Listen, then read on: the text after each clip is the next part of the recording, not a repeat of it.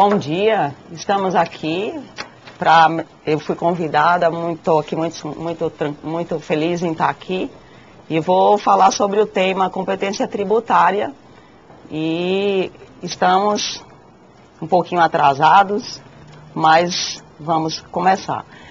Antes de mais nada, eu queria me apresentar. Eu sou a professora Flávia Mota, especialista em direito tributário, advogada, atuante na área.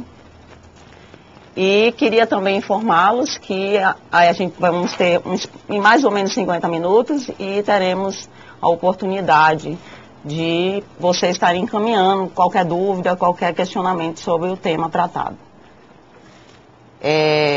Eu sou baiana, tá? Para vocês não perderem muito tempo em desvendar o meu sotaque, de onde que vem.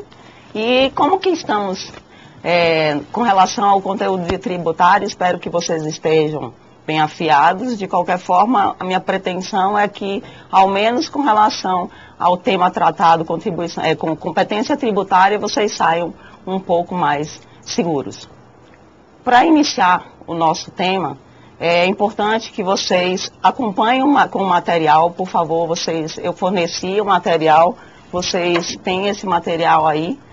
Minimizem, por favor, tá? Porque é para a gente seguir, tem uma sequência lógica e tem vários tópicos bem interessantes para título de concurso, pegadinhas. Então, eu faço questão que vocês acompanhem nossa aula através desse material, tá?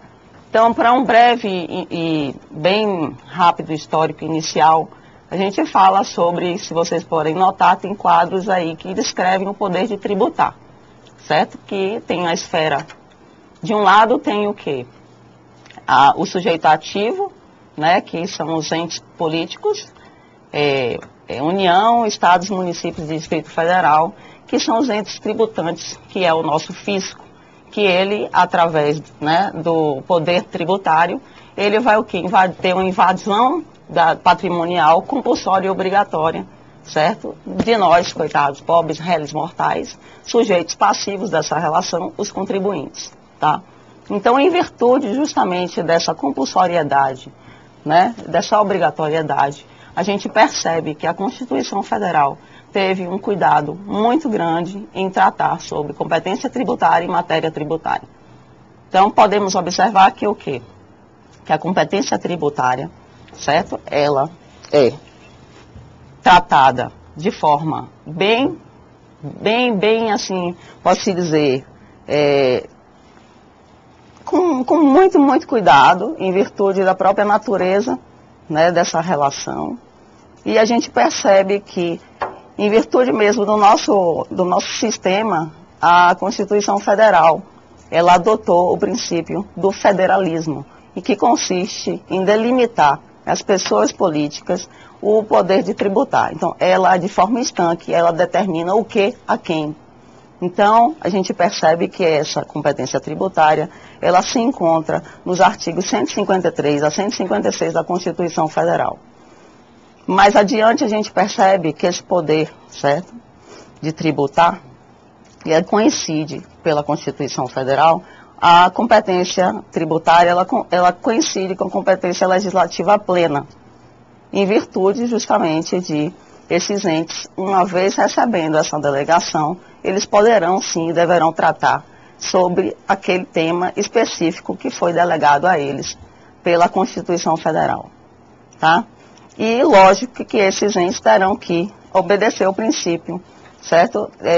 Geral de formação mesmo, através de leis complementares que vai versar sobre as normas gerais de direito tributário, certo? Vamos adiante analisar um artigo bastante importante da Constituição Federal. Se vocês podem perceber, coloquei como dica, que é o quê? A análise do artigo 24 da Constituição Federal. Esse artigo, ele fala especificamente da competência concorrente entre os entes políticos, tá certo? E eu fiz questão de colocar tópicos em termos de a forma de perguntas, para que fique mais claro como que a gente deve perceber esse artigo 24, como que é o comportamento desse artigo. Ele fala sobre as normas gerais, tá certo? Então, vamos lançar uma pergunta.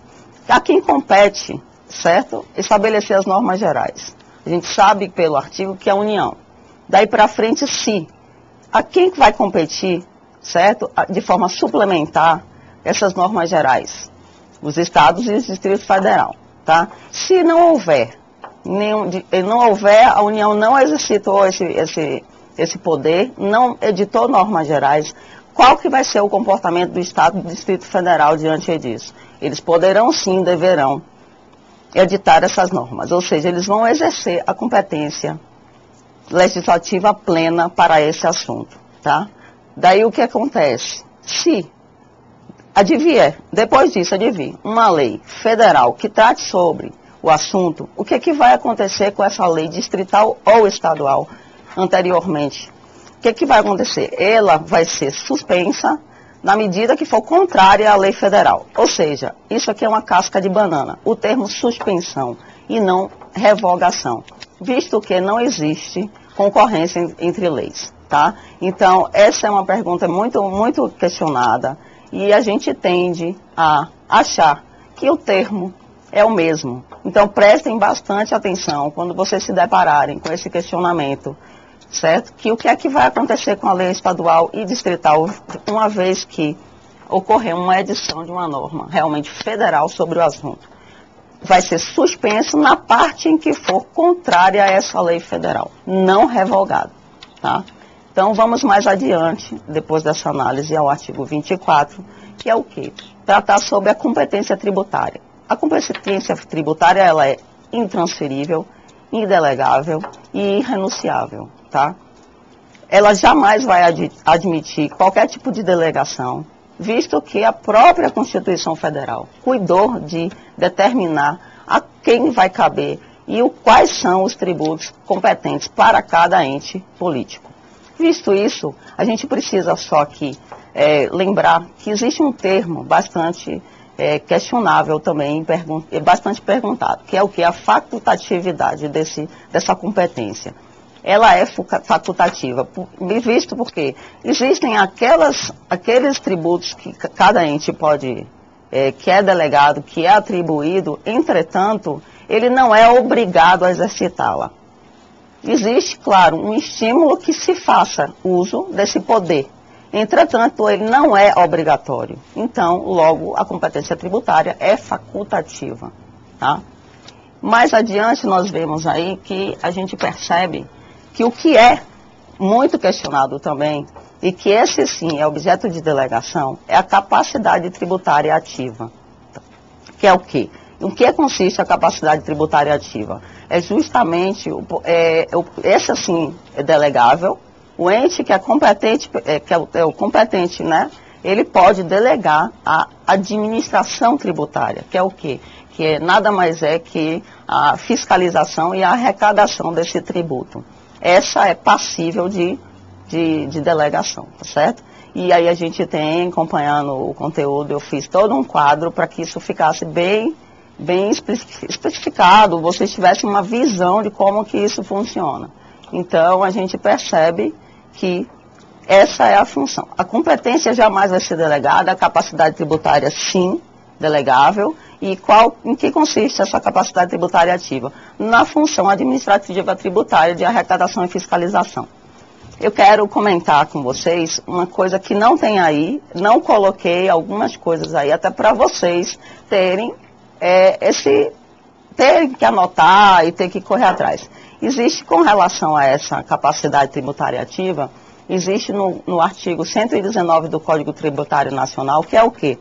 Esses entes detentores dessa capacidade ativa, eles podem e devem também ter capacidade processual, certo? Seria até absurdo que fosse diferente. Você atribui a um ente o poder de arrecadar e de fiscalizar esse tributo e você proibiria ele de ser, por exemplo, figurante de polo ativo de uma ação de execução fiscal. Então, se vocês forem perguntados, sempre o ente que é detentor da capacidade tributária ativa, que é o administrador desse tributo, ele deverá e poderá sim figurar no polo ativo de uma ação de execução fiscal ou qualquer outra ação administrativa que venha ligado a essa função de arrecadação e fiscalização. Então, o que acontece? Às vezes o aluno muito vê logo aquela questão e pensa, poxa, polo ativo, ele já fica em pânico, né? Não se trata de competência, gente, se trata de administração. Então, quando vocês forem ler a questão, leiam com bastante atenção, mas com muita atenção, porque são cascas de bananas que eles constantemente estão realmente provocando para saber da segurança de cada, do próprio concurso. Isso é o tipo de formato de questão. Então, eu quero que vocês tenham isso bastante seguros. É muito comum, a gente pode usar como exemplo as entidades corporativas, como, por exemplo, a OAB. Essa é uma autarquia que recebe essa capacidade, tá? E é por isso que é para a fiscalidade, porque você mais tarde, as rendas, a receita, ela vai ser utilizada, também vai ser administrada por esse ente, tá? Muitas vezes na manutenção da própria estrutura e da própria corporação profissional, por exemplo. E é isso que é para a fiscalidade, tá? Então, vamos mais adiante. Agora sim, poderemos tratar sobre a classificação, especificamente falando da competência tributária.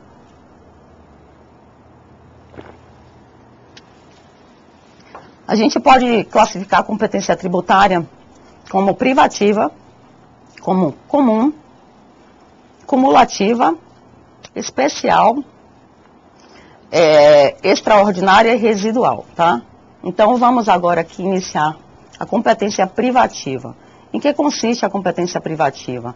A competência privativa é no sentido que a própria Constituição Federal cuidou de relacionar cada tributo especificamente, determinando o que é que de quem vai ser, ou seja, ele determina nos seus artigos, são artigos 153 a 156, eu acho, que ele trata sobre, ele delimita, ele diz que o município será competente para instituir os tributos municipais e assim por diante. Então, é nesse sentido que é privativo, tá? É por esse termo. E tem um apenso aqui que é interessante tratar. Essa competência privativa, ela é uma terminologia, certo? Utilizada no direito tributário especificamente. Mesmo porque, doutrinariamente, existe uma discussão. Porque, constitucionalmente, a competência privativa, ela é passível de delegação. Então, só existe essa terminologia no direito tributário de competência privativa, tá? Que seria ideal que fosse exclusiva, porque a exclusiva, sim, não admite delegação. Mas só a título didático mesmo, pela adoção que a própria Constituição Federal fez do termo competência privativa, é que a gente usa esse termo. Mas o ideal seria que fosse exclusiva. Então, a gente entende a competência privativa justamente como a competência exclusiva que tem os entes políticos de exercer na esfera que foi delegada a eles, ou a potestade tributária, que foi através da Constituição Federal, eles podem exercer essa função. É a aptidão de criar aqueles tributos especificamente determinados na Constituição Federal, tá? Existe também, isso é mais comum para os impostos, entretanto, existe a privatividade com relação a União para os empréstimos compulsórios e para as contribuições para fiscais. Apesar de que a gente vai estudar mais adiante que também é um tipo de competência especial. Entretanto, não deixa de ser privativa, uma vez que só a União poderá exercitar essa contribuição, esse empréstimo compulsório, por exemplo. E com relação aos estados, o Distrito Federal e os municípios, existe a privatividade da competência com relação ao que? As contribuições previdenciárias cobradas dos seus servidores. Também trata-se de competência privativa desses entes, tratar sobre contribuições previdenciárias dos seus servidores. E, finalmente, existe a privatividade frente município e Distrito Federal com relação às contribuições para iluminação pública, tá? Então, essas são as contribuições privativas com relação ao nosso direito tributário.